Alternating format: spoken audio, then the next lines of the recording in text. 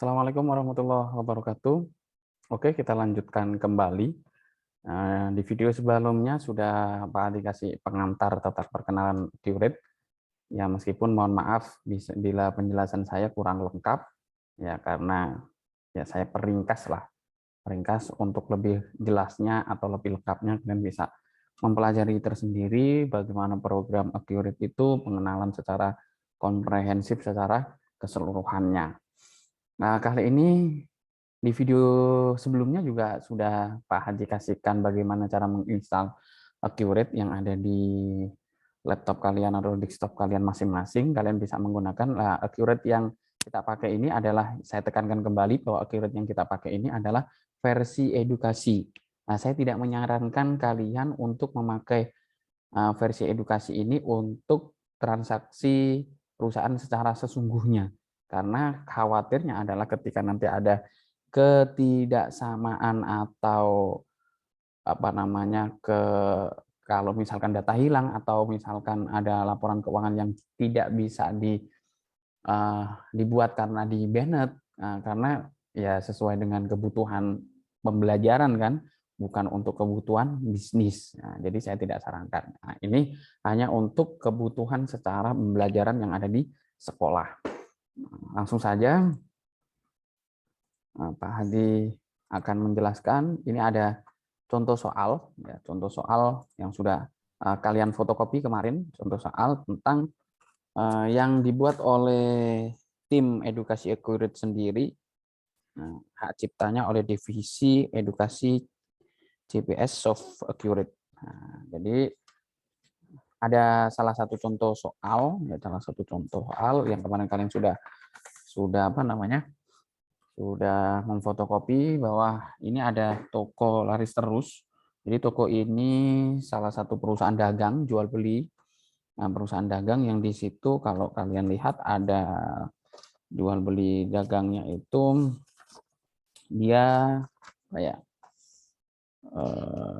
mulai dari kategori barangnya ada mulai dari sabun, minyak goreng, hand body, dan lain sebagainya. Nanti kita bahas secara komprehensif. Untuk pengantar dulu tentang soal toko laris terus ini, bahwa ini ada tambahan yang berbeda. Ini saya mohon maaf, ini saya foto ya, yang berbeda. Semoga saja kelihatan. Saya perbesar.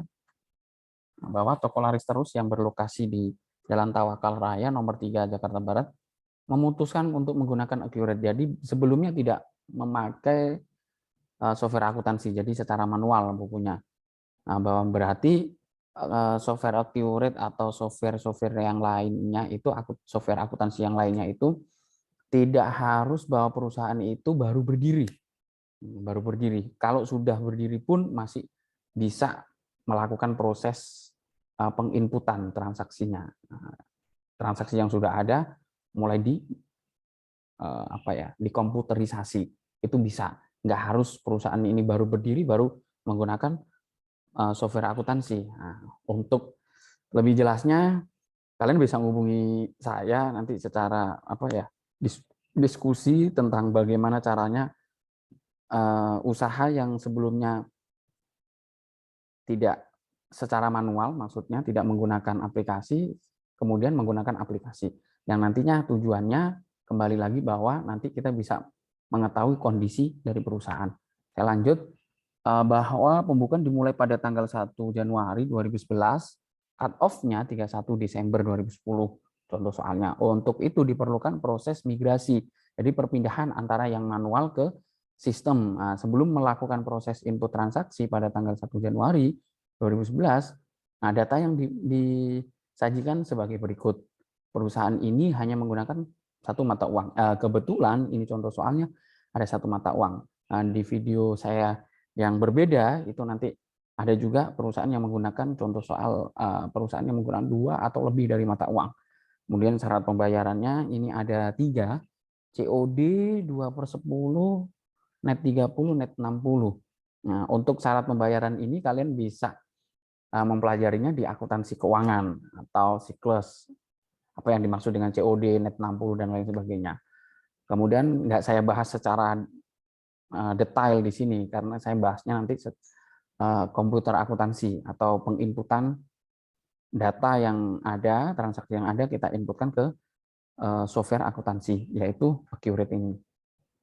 Informasi pajaknya PPN 10%, kode pajak T, nilai penjualan sampai dengan bla bla bla, kemudian pengiriman ada 3, gudang itu dinamakan center. Kalian juga bisa, kalau nggak harus seperti ini, jadi gudang misalkan ada perusahaan gudangnya dinamai gudang depan, belakang, gudang utama, gudang apa namanya tambahan dan lain sebagainya. Kategori barang yang di toko laris terus ini mulai dari makanan, nah ini makanan dan minuman sampai dengan minyak sayur. Jadi bahwa di contoh soal ini sudah lumayan lengkap.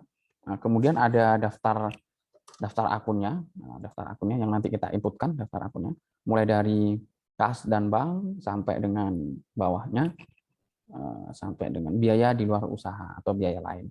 Nah, untuk menginput akun ini kalian harus paham juga ini apa namanya penggolongan akun. Nah, penggolongan akun itu kalian bisa baca di bawah. Nanti tak kasih link untuk materinya untuk bisa dibaca penggolongan akun. Kalau yang perbedaan utama kalau Accurate itu ada akun induk sama akun anak, istilahnya seperti itu. Kalau di Mayop kan header sama detail, sebenarnya sama aja, Yang untuk apa ya, bahwa saya jelaskan bahwa misalkan ini bahwa kas bank ini terdiri dari kas kecil sampai dengan deposito. Artinya bahwa apa? Kas dan bank ini menjadi akun induk seperti itu. Sampai dengan perlu diperhatikan lagi ada notes di sini. Sebentar, saya tadi sudah dan notes di sini bahwa pada saat pengisian akun default mata uang currency, pilih akun beban lain. Pada pengisian akun laba rugi terrealisir dan laba rugi tak terrealisir. Ini nanti kalau kita sudah memasukkan apa namanya akun-akunnya. Itu langsung saja kita buka aplikasi Accurate-nya. Klik 2 kali setelah proses instalasi.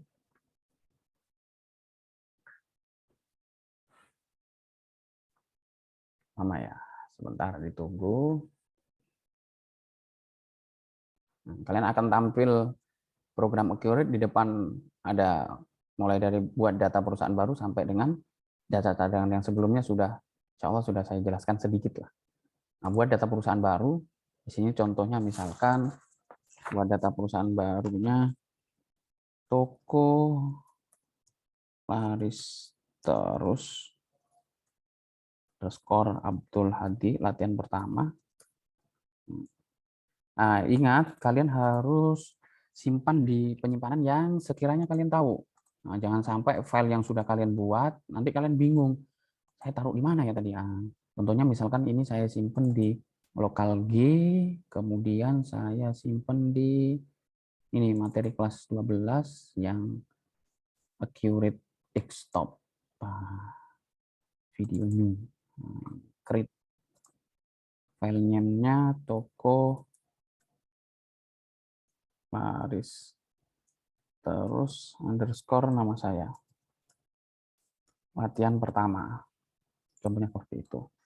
Di oke, kemudian kita tunggu sampai proses apa ya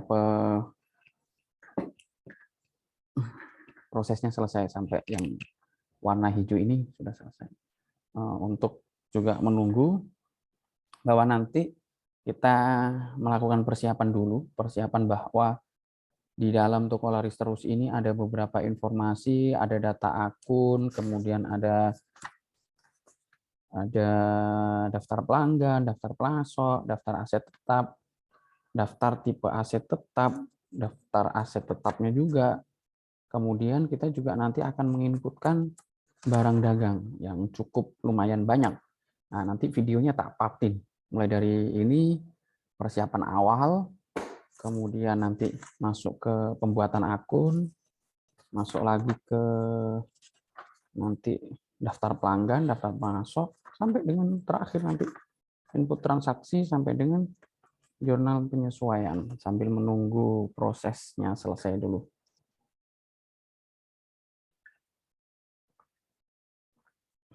cukup lumayan lama. Nggak apa-apa, kita tungguin.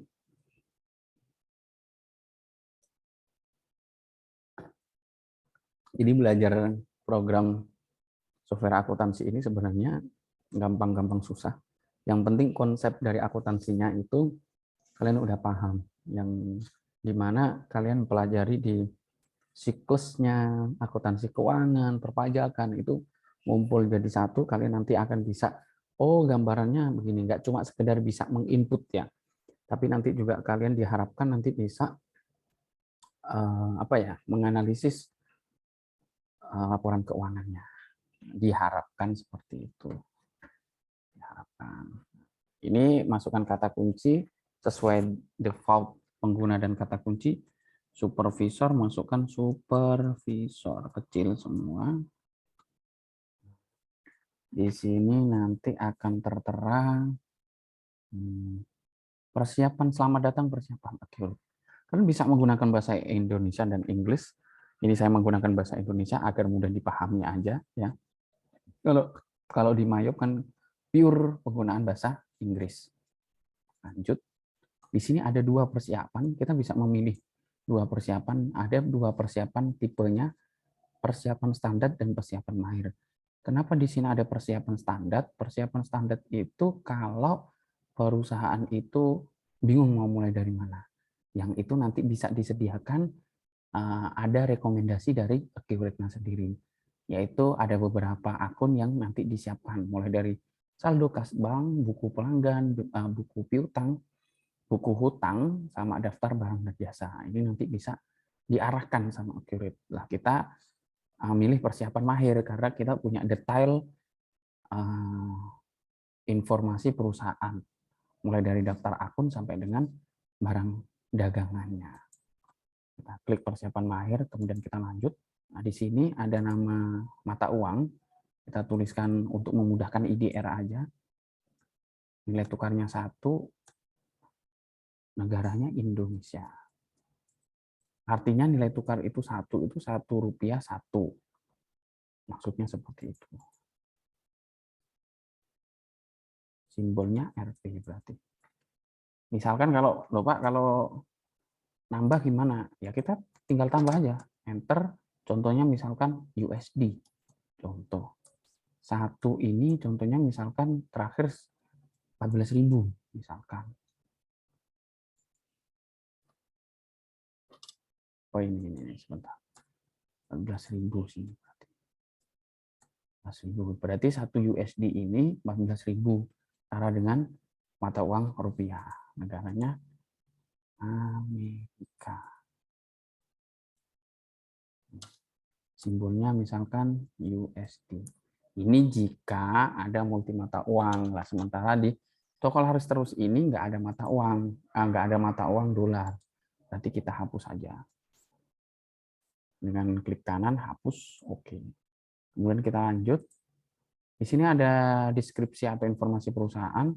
Akan kita masukkan sesuai dengan informasi perusahaan yang sudah kalian fotokopi kemarin materinya. Di sini ada perusahaan, nama perusahaannya toko laris terus. Nah, terus. Kemudian alamatnya, kalian boleh ngisikan alamat kalian masing-masing juga boleh.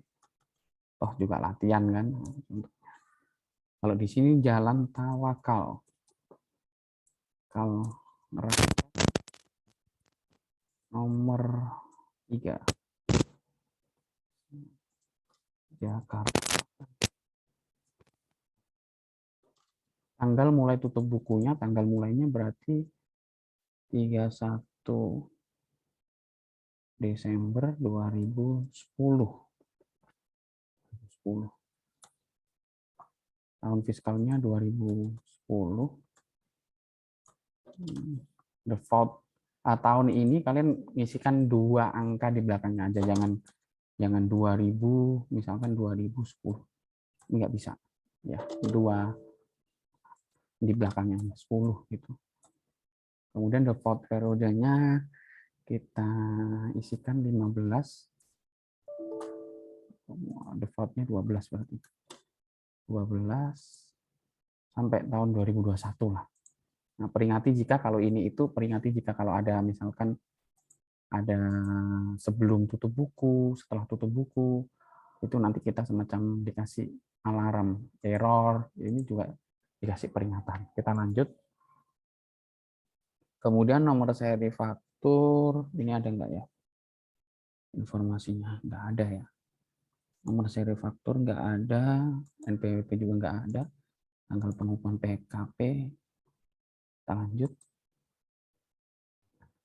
Habis ini kita akan memasukkan nomor akun atau daftar akun. Nah, nanti ini akan saya lanjut di video setelahnya. Nah, ini kita hapus semua akun yang tidak kita perlukan kecuali 2 akun, yaitu opening balance sama retained earning. Ini adalah akun untuk akun penyeimbang. Artinya untuk menyeimbangkan antara debit dengan kredit.